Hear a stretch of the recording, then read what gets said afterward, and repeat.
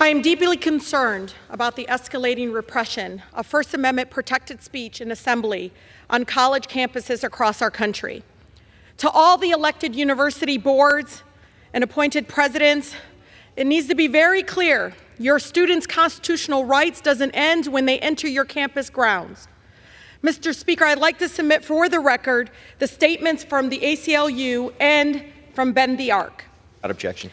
In the ACLU statement, Mr. Speaker, it says, quote, "As you fashion responses to the activism of your students and faculty and staff, it is essential that you not sacrifice principles of academic freedom and free speech that are at a core to the educational mission of your respected institutions."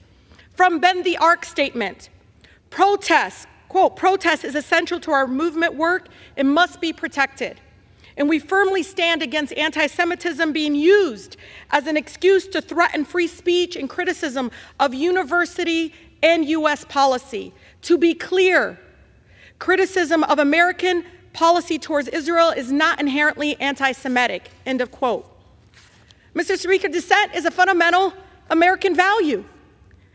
From the civil rights movement to anti-war protests to the movement for Black lives, immigrant rights, our country has a long history of student-leading movements for change and challenging the status quo that oppresses and normalizes genocides across the world.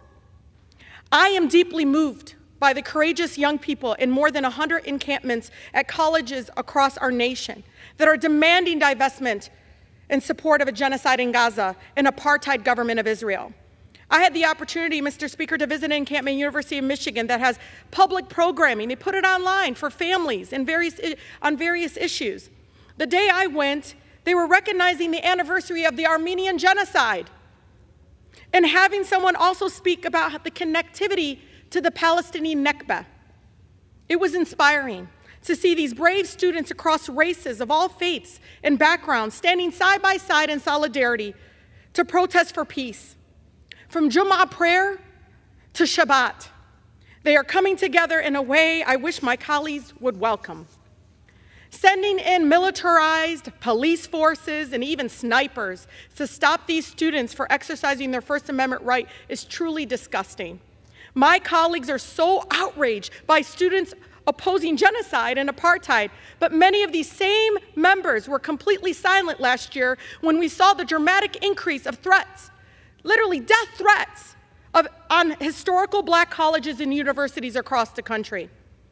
These state-sanctioned violence, including the arrest and threatened felony prosecutions of students, can only be seen as an explicit effort to silence students and take away their First Amendment rights. No student, Mr. Speaker, not one, should be met with academic repercussions or policy brutality on their own campuses for exercising peacefully their right to free speech and assembly. Why is it, Mr. Speaker, that my colleagues and every headline from mainstream media is more concerned and outraged about these protests than they are about the over 35,000 Palestinians killed in Gaza?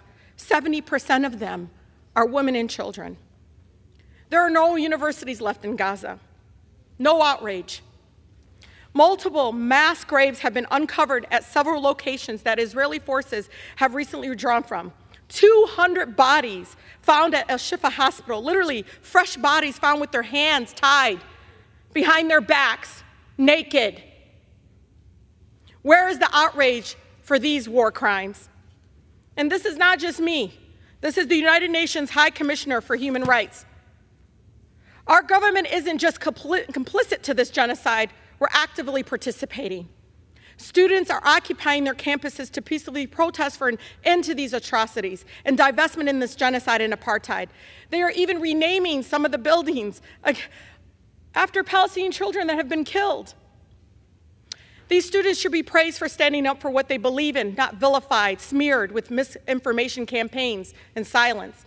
I call on these universities to end the repressive tactics, to exercise restraint, to denounce the ongoing police brutality and stop suppressing the very activism, academic freedom, and thoughtful debate that they seek to inspire in their students. Mr. Speaker, we don't want to see an apology years later. No. We want to see action today to protect these students. We don't want to have you all in 10 years praise the same students for doing what was right years later. We don't want to see that. We need it now. They deserve it now.